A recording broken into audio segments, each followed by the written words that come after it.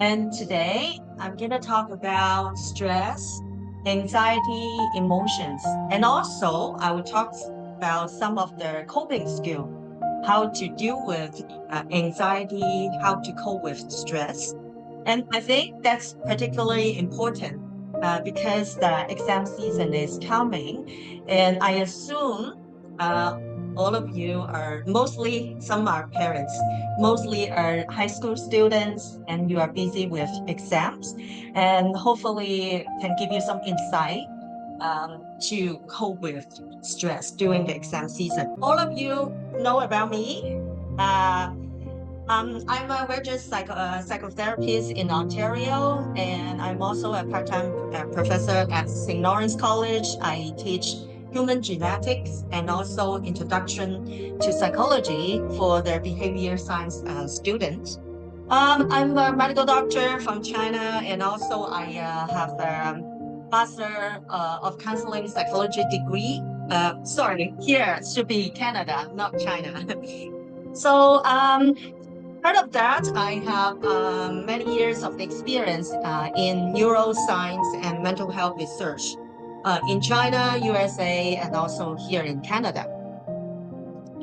So before we head to today's topic, and I want to ask you guys a question. In your mind, what is health? What health means to you? If you feel comfortable to share, I encourage you to share. If not, that is all.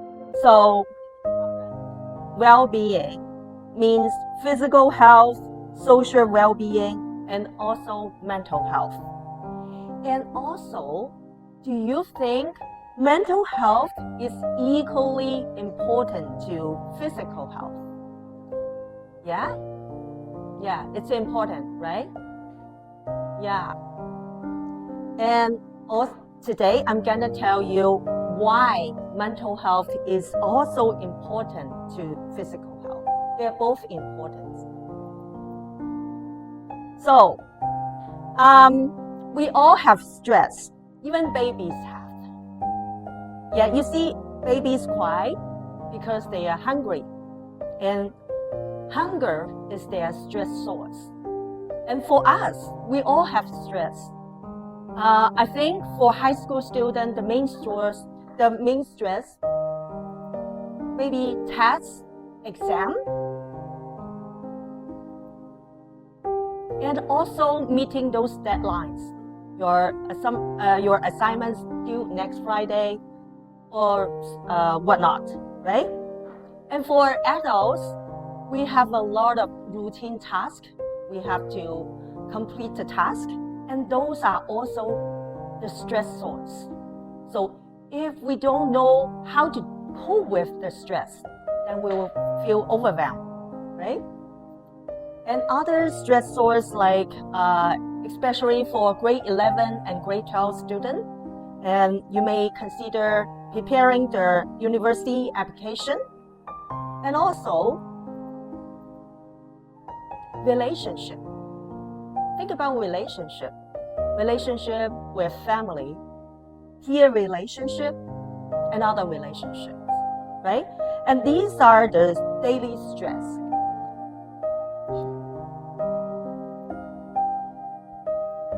And well, when you have stress or when you feel anxiety, then what are the symptoms you can notice? Do you know about that?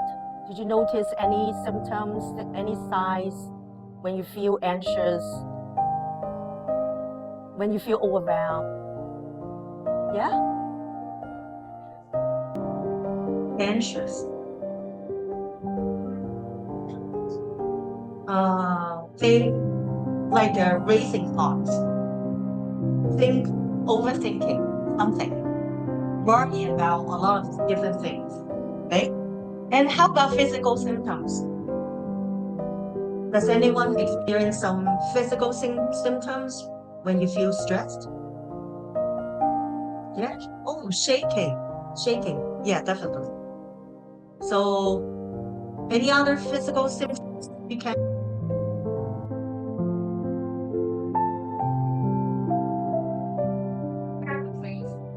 Oh, fidgeting.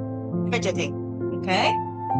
And something like sweating, just like as I mentioned, feeling nervous, restless, feeling tense in your body, shakings, and these are the signs of anxiety.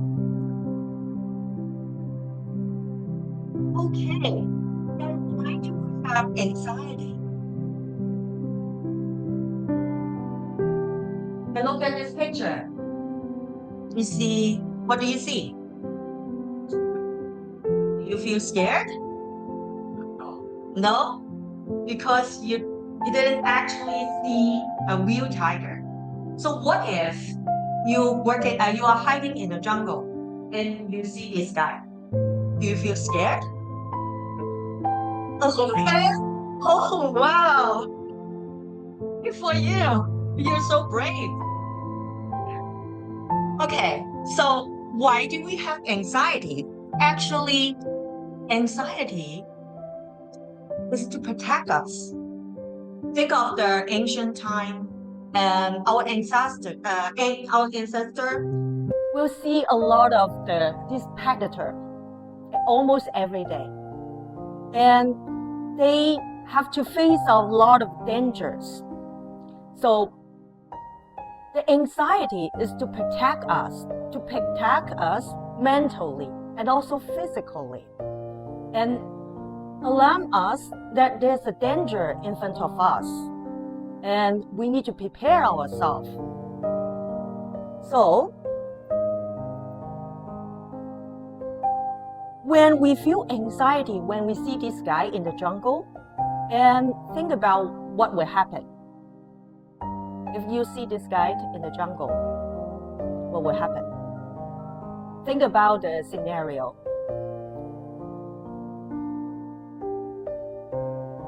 You will run away? No. Okay. What will you do? Find a hiding place. Okay. So, does anyone have other response when you see a tiger?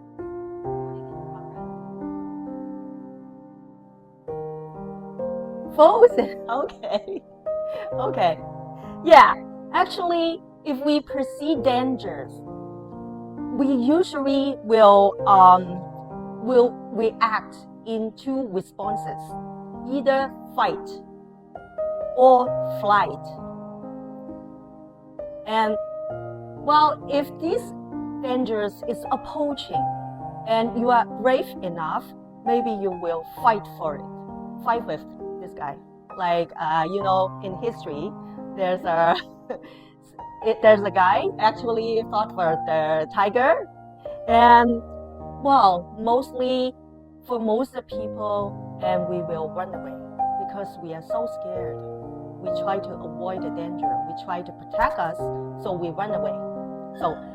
So when we have anxiety, usually we respond in fight or flight state. We'll stay in the fight or flight state. And that is the survival mechanism to protect us. So we are talking about the ancient time, but nowadays we don't actually experience so many dangers. But unfortunately, this gene is embedded in our body and passed on generation to generation. So we still have the gene that when we perceive something and then we recognize as danger or risk, so we respond in a fight or flight situation. So a second question, is anxiety really a bad thing? After you hear what I talk about the ancient time and how people react to dangers, do you think anxiety is something bad? Not really, right? But too much anxiety is harmful. Like I said, in modern time, we don't actually experience so many dangers. but we exaggerate those situations as danger, as risk. So we react in the same way, no different from our ancestor. We run into a fight or flight state. So we experience anxiety symptoms like feeling nervous, has racing thoughts, and heart pumping very fast, breathe very fast. So here, I need to emphasize, you have anxiety doesn't mean that you have anxiety disorder. That is great. And so if you have anxiety, there's nothing to shame about, right? That is the natural reaction to protect us. Okay, and we know why we have anxiety. It's because we want to protect ourselves, and we will run into a fight or flight state. And do you know what happens in your brain when you feel anxiety? And here, the picture shows here. So we know this is our brain, and our brain is like a commander for our whole body. And here, this part, actually this part, is called cerebral cortex. The cerebral cortex is processing something like our thoughts, logical thinking, language. And this is a little dot here, the yellow part, is like a soybean, the size like a soybean. And this part is called amygdala. And why I want to bring up amygdala here? Because amygdala is responsible for emotion, anxiety, and responsible for the fight and flight response. So what happens in our brain when we have anxiety is when we perceive something we believe is a threat, and then we send a signal to amygdala. Because, like I said, this gene embedded in our body, we want to respond very quickly. We won't go to the cerebral cortex to go through those logical thinking and just take a shortcut, send signal to amygdala. And the amygdala can respond to the signal immediately and prepare our body for the fight or flight state. That's what happened in our brain. So, think about this. And if you see a tiger in the jungle, would you think about when at the first time when you see the tiger, would you think about what is the size of the tiger? What color is it? Does the tiger climb the tree? Can they swim? Would you think about this? No, you won't, right? That's the job of your cerebral cortex. We won't go through this because this signal sent directly to amygdala to signal us there's a threat. There's something we need to react immediately. So that's what happened in our brain when we have anxiety. So how about the reactions in our body when we feel anxiety, when we have stress? Like I said, we respond in fight or flight state. So actually, in our body, when our amygdala receives the signal, and then we'll send another signal to our nervous system. And there's a nervous system responsible to mobilize the energy in our body to prepare for the fight and flight situation. Because we need to prepare for the situation, then we need more oxygen, we need more energy. So we need to breathe faster to allow more energy, to allow more oxygen breathe into our body. We also need to let the oxygen travel through our body, and we need more glucose, blood sugar, to prepare for the energy, to prepare for the fight and flight situation. So that's why we will have an increased heart rate, increased breathing, and we will sweating and all these physical symptoms when we have anxiety. So I already talked about what happens in our brain and in our body when we have anxiety. And is it a way to cope with anxiety? Especially for most of the situation, what we perceive is not a real danger. It's something exaggerated. So actually, our thought can shape our feeling and behavior. And here I want to introduce a cognitive triangle. The cognitive triangle concept is about what we think about something actually affects our feeling and also lead to different behaviors. I'm going to give you an example. Stephen invited me to give a talk to the youth here.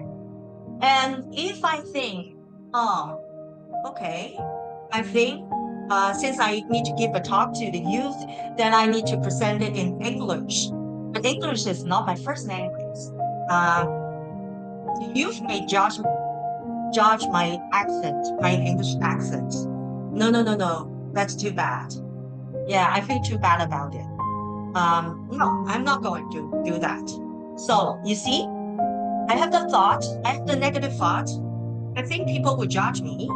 So I feel bad about myself. And then lead to the behavior. I will say no to Stephen. No, I'm not going to send this talk. But if the other way around, I think, okay, that's something I want to do because I'm advocating mental health in youth. I'm making contribution. I feel good about myself. I feel proud about myself. And then I'm willing to take this responsibility to give a talk to you guys. You see, if you have different thoughts, that will lead to different paths. And here I want to play a video to explain the cognitive triangle.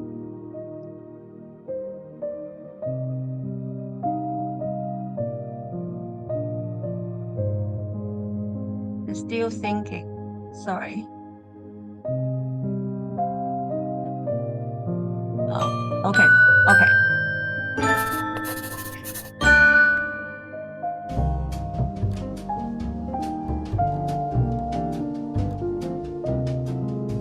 Have you ever had a case of the what ifs? Or noticed that your brain seems to be stuck in the negative, only thinking about the things that make you feel worse when you're already feeling anxious, angry, or sad?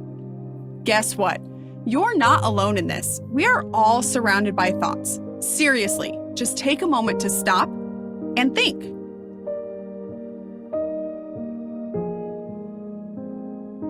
In that silence, what thoughts popped to your mind? Did you think about recess? Maybe lunch is coming up. Is the friend next to you making noises?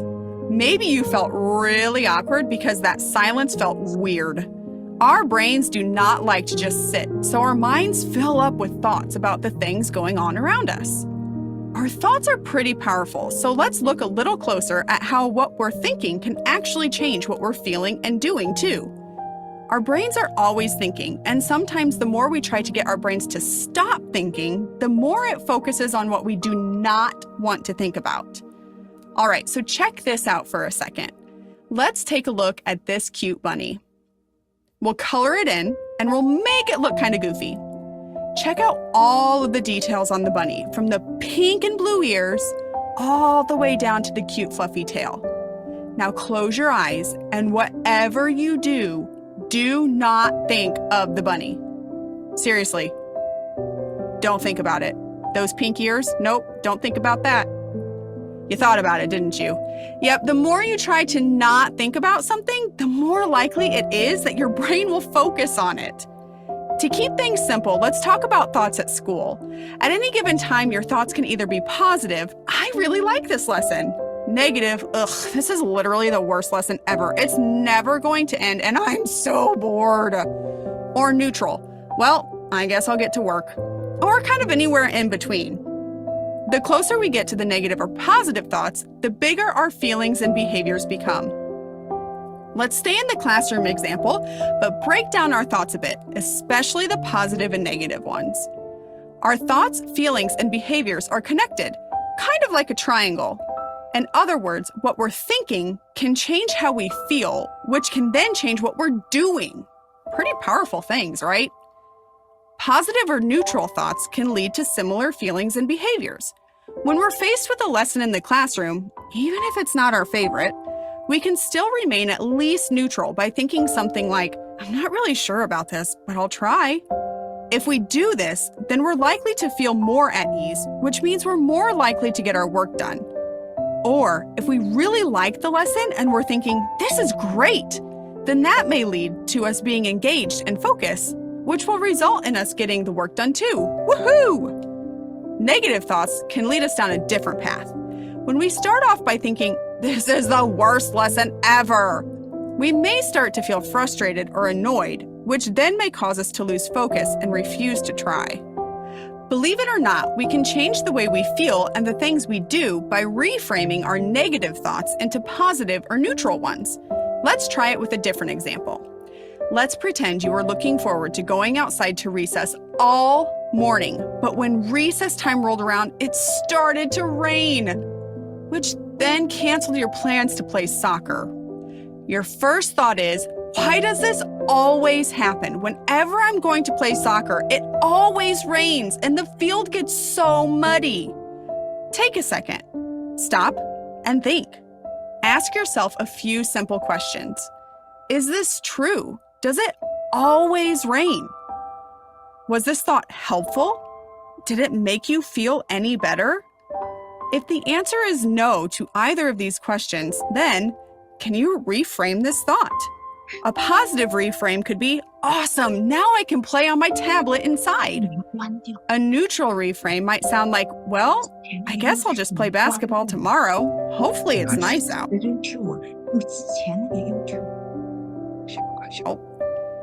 Our thoughts have the ability to change how we feel and what we do when faced with a problem. When we practice reframing our thoughts in a positive or neutral way, then we gain the ability to better control how we feel and what we're doing. So the next time you find yourself with a negative thought running through your brain, stop and think. Can I reframe this to make things better? If so, reframe that thought and move on. Teachers and parents, for more information on how you can reframe. All right. That's the concept of cognitive triangle. And you see the power. If you reframe your thought into a positive one, that will lead to a different path, different outcome. Posters. Yeah. This one. Yes. Oh, I don't need this. Yeah. All right. So, like I said, the thoughts, feelings, and behavior are interrelated. So it's important to think about, is our thought real, and do we make some errors in thinking? And here are some of the examples of the thinking mistakes. The first one is all or nothing. Think about it. And let's say, if you have a thought that if you cannot go to a prestigious, if you cannot go to a good university, then you are total loser. If you have this thought and you feel miserable and everything, every mistake you make, and you think, oh, I'm miserable. But actually, there's no something like all or nothing. And most of the things are in between. And similarly, the black and white thinking is similar to this case. And there's only two ends. If you believe either 1 or 0, then you are easily trapped into miserable situation. And the second thinking mistake is catastrophizing. Catastrophizing means you predict the future negatively without considering others. For example, I'm definitely going to fail my test. And how do you know? What is the clue? You definitely going to fail your test. There's no clue, right? And that is the catastrophizing. And also overgeneralization. What is overgeneralization? You make a negative conclusion that goes far beyond the current situation. For example, since I felt uncomfortable in my first day of the team, and I know that I won't be enjoying the entire year. That is overgeneralization. And also mental filter. What is mental filter? Mental filters means you selectively hear one negative things and ignore many positive things. For example, you receive your school report card, you only focus on those feedbacks needs to improve and ignore those are very positive comments. Then you also feel miserable. And another thinking mistakes is disqualify the positives. And you only focus on something bad, but you ignore there are actually a lot of the positives. For example, and I receive an award because I have good luck. You think that's not the effort you put. Okay, so you disqualify the positive. And should statement also will lead to thinking mistakes. And for example, it's terrible that I make a mistake. I should always do my best. And those should statements actually prevent you to enjoy the positive. Labeling is another very common thinking mistakes. And for example, I spill my milk and I'm such a loser. I'm such an idiot. Something like that. So, like I said, your thought is very important to shape your feeling and lead to different behavior. And here are some tips to coping with anxiety. And the first one is breathing exercises. And well, remember, if you pay attention to what I talk about when we have anxiety, what happened in our body, I mentioned actually our nervous system, a sympathetic nervous system activated. So that's why we have increased heart rate, breathe very fast. And practice the breathing exercise actually help us to counteract those response. So when we practice breathing exercises, we actually breathe slowly and activate another nervous system. It's called parasympathetic nervous system. Remember, I mentioned when we have anxiety, when we perceive the threat, we need to prepare our body to react to run into the fight or flight response. So we need a lot of energy, but we cannot stay in this state, right? Otherwise, we keep consuming our energy, then we will be exhausted and we will burn out. So we need to calm down and also restore our energy.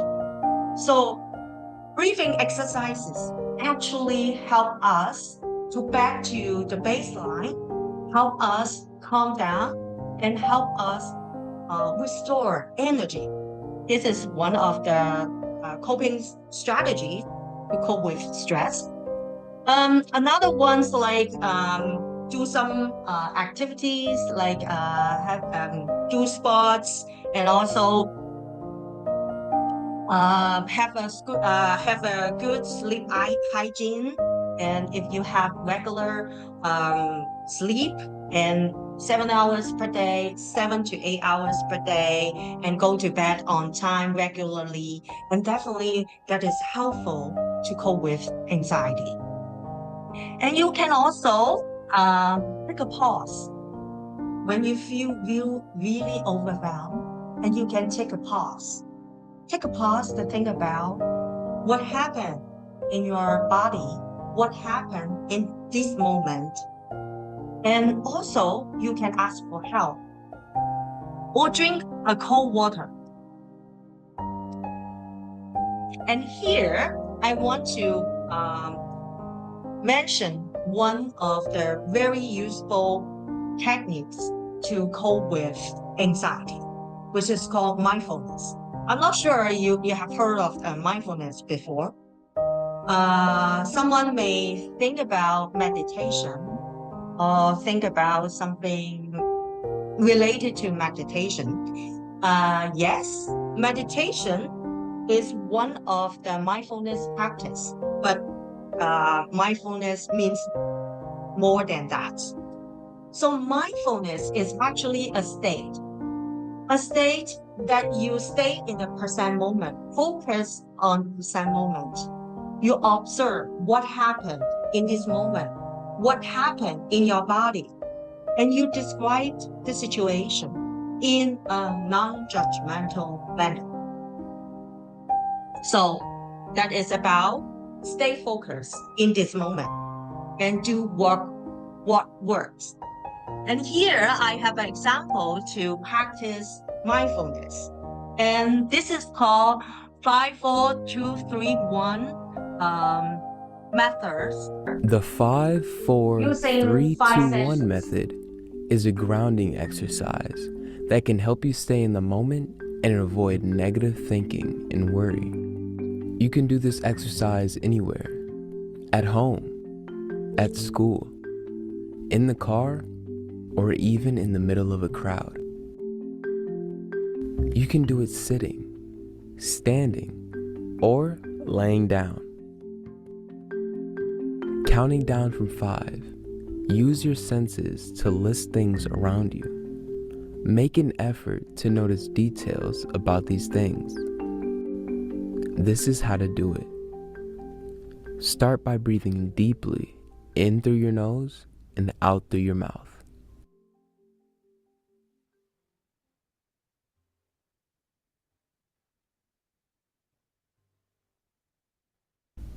Then slowly look at your surroundings. Find 5 things that you can see around you. You like him, you can Maybe you practice see a together. colorful poster on the wall, the spider web on the bookshelf, the lamp on the nightstand with the red shade, the cat sleeping peacefully on the chair, the cactus on the dresser that has finally bloomed. Then list 4 things that you can touch. The warm mug in your hands, the soft comforter on the bed, the denim of your jeans, the scratchy carpet under your feet. Next, listen for 3 things you can hear. Maybe the ticking of a clock, the quiet hum of your computer,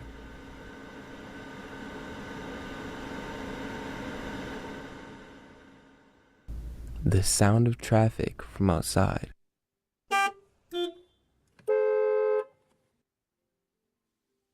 Now try to find 2 things that you can smell.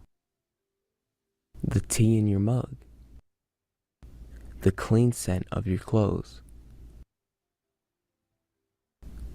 Finally, list 1 emotion that you feel. This is a way to ground yourself so you can feel present in the moment and in control of your surroundings. Now you try. See 5 things. Okay, and we talk about mindfulness concept. And why do we need to do mindfulness? And what is the benefit of doing mindfulness? So first of all, mindfulness, like I said, give you a buffer before the big emotion and action. and you won't run into the big emotion immediately. And if you do that, and you will act impulsively, and you're making some impulsive decision. And actually, it gives you more choices and more control over your behavior, like I said. And it also helps you to reduce your emotional suffering and increase your pleasure and sense of well-being.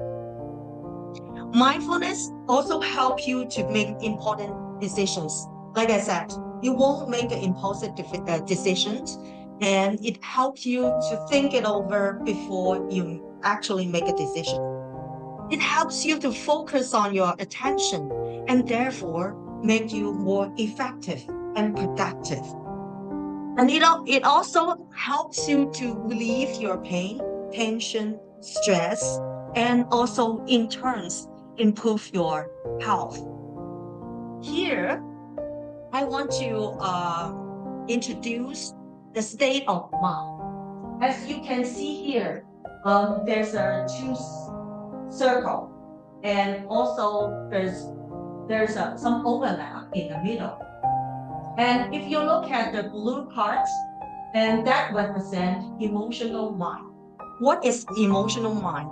The emotional mind means you are actually controlled by your emotion. Your every decision controlled by your emotion. You make a decision impulsively, and you easily lash out, and what you think about is very emotional.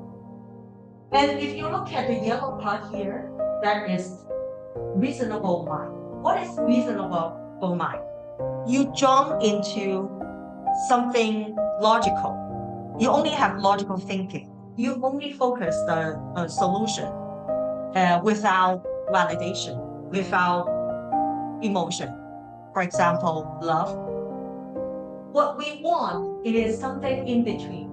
The overlap part, which is called wise mind. Wise mind actually, we can validate others. We have compassion, but we also won't let our emotion to control us. How can we stay in wise mind? We do it through mindfulness practice. Like I said, if we give us a buffer between the big emotion and the action, we have time to bring our emotion back to baseline. It helps us to calm down and also help us to think of an effective solution. And here I want to play a video, and I hope that by watching this video and give you more idea what mindfulness is and how mindfulness helps you calm down.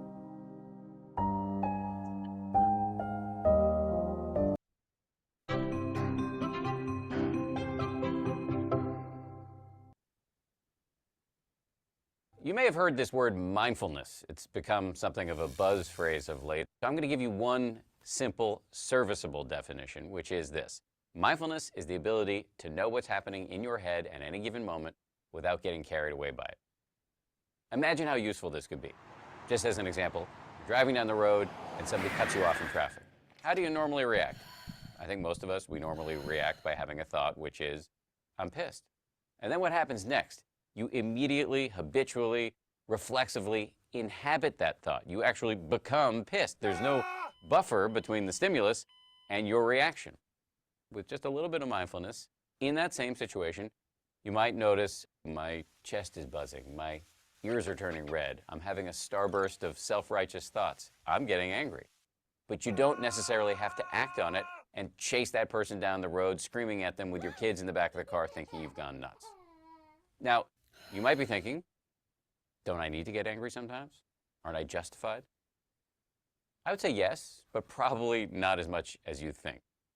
The proposition here is not that you should be rendered by mindfulness into some lifeless, non-judgmental blob. The proposition is that you should learn how to respond wisely to things that happen to you, rather than just reacting blindly. And that, my friends, is a superpower. How do you get it? The way to get it is through meditation. I believe that meditation and mindfulness are the next big public health revolution.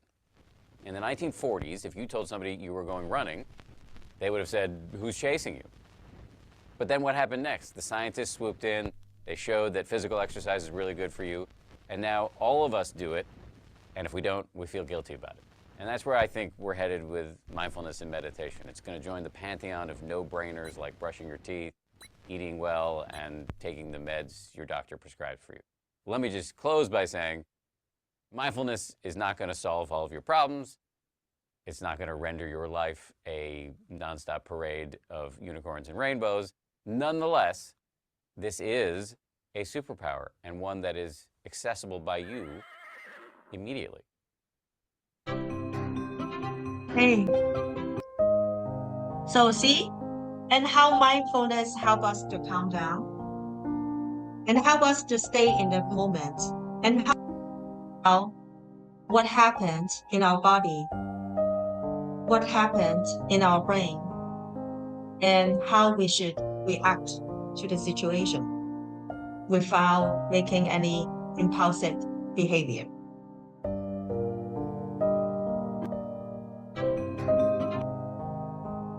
And here, there's some way to practice mindfulness. And like I said, practicing mindfulness can help you to improve the distress tolerance.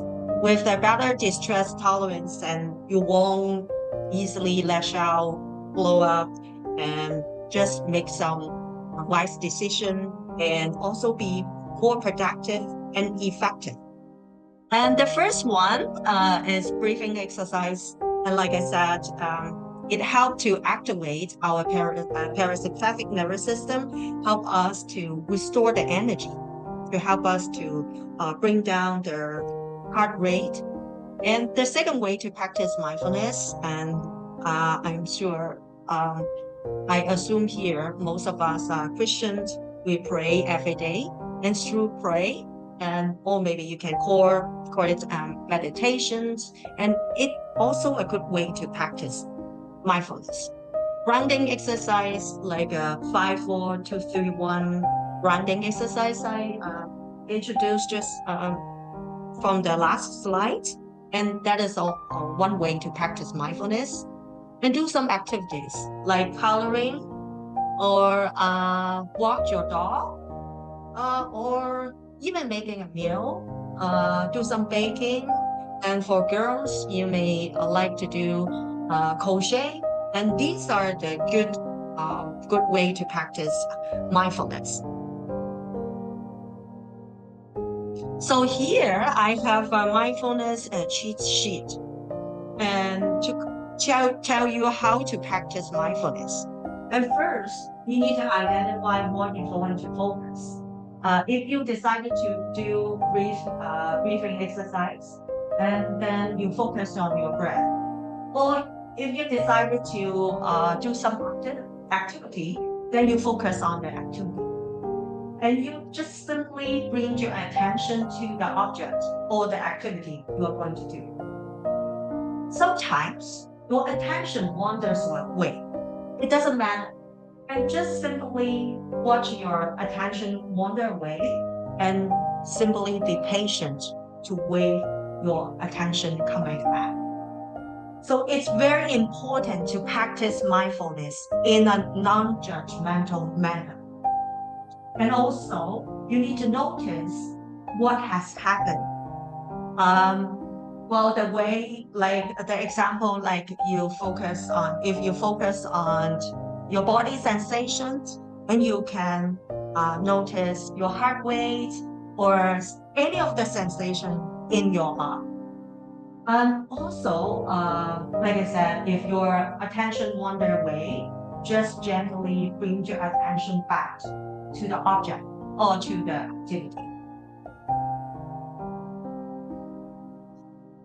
So, like I said, we don't want we run into emotional mind.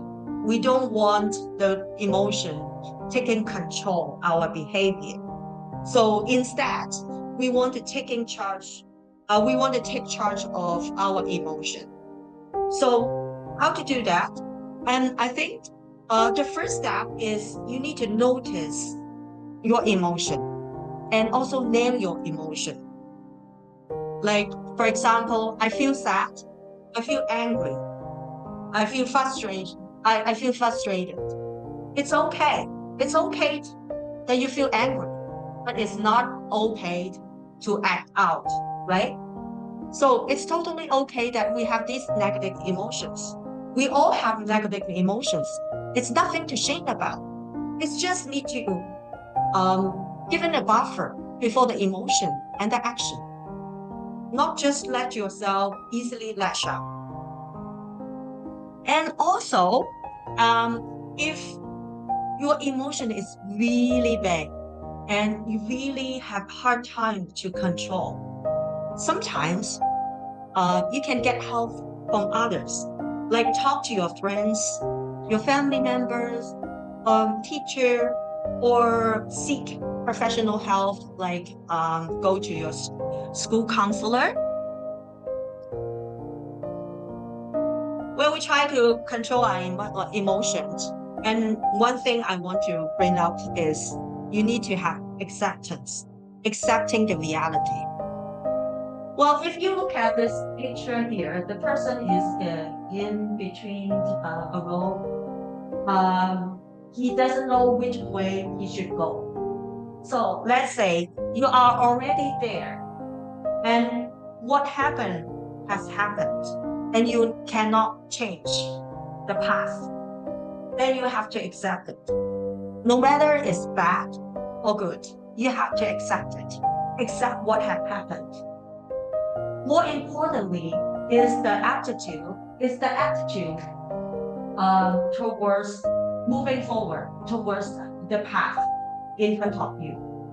So if you your attitude is about willfulness. What is willfulness? Willfulness is you refuse to tolerate a situation, or you just simply give up. And I just don't want to face with the situation. I just want to give up. Or willfulness is something you try to change your situation that cannot be changed. Or refuse to change something that must be changed. So, in a word, willfulness is the opposite of doing something works. So we would like to replace willfulness with willingness. Then what is willingness? Willingness is allow the world to be what it is and participating in it fully through mindfulness. Okay? And also doing just what is needed. No more, no less. And it's just being effective. And also listening carefully to your wise mind and deciding what to do. So I can give you an example. For example, and you are going to catch a flight tomorrow, or today, or maybe today, or whatever, at 7 o'clock. But you forget to set up an alarm clock. You wake up at 6 o'clock, and there's only 1 hour to head to the airport. So you started to feel very frustrated and trying to argue, trying to complain why your mom or someone, your partner, didn't help you to set up the alarm clock, whatnot. So, is it effective behavior? Is it an effective behavior? You complain at this time? Obviously not. What is more effective is you take 10 minutes to brush your teeth, to pack up, and head to the airport. Right? That is more effective action. So if you don't accept the reality, then you stay miserable. So also, validation is also very important. So validation is something that your feelings or others' feelings, thoughts, and behavior make sense to you. So validation can help us to improve relationships. And also, it can help de-escalate conflict and intense emotions. So for example, when you feel very sad, it's okay to feel sad and have some self-compassion and validate yourself. It's okay to make mistakes, and also helps you to calm yourself down. So validate yourself and others can help you to improve with relationship and deal with conflict and intense emotions.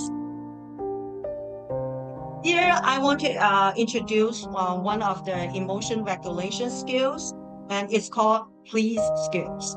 So PLEASE is the acronym of a group of skills.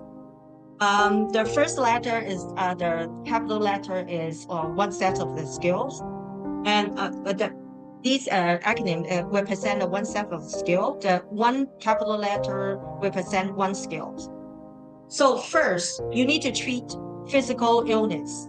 So if you are sick, that definitely is hard for you to deal with your emotion, right? So firstly, treat your physical illness. And it's important to have balanced eating. So balanced diet. So if you eat a lot of junk food and something bad to your mental health, definitely that can jeopardize your mental health. It's very important to avoid those mood-altering drugs, and I don't need to name a lot. And one of the popular one, and you all know about, is marijuana. So those drugs we should avoid. And also, sleep hygiene is very important. If you have sleep deprivation, how can you be focused? How can you have good attention in the daytime? And how can you stay focused? And it's hard for you to even practice mindfulness. And you will get frustrated easily. You will become very irritable, right? So sleep hygiene is very important. And lastly, E means get enough exercises. So according to the scientific research, when we have exercise, actually our brain release a hormone, helps you to feel happy. And so have regular exercises definitely is benefit for your mental health. All right, that's all for today's talk, and that's my contact information. And if you want to email me, if you have any questions, you can send me email, or you can also send me via WeChat.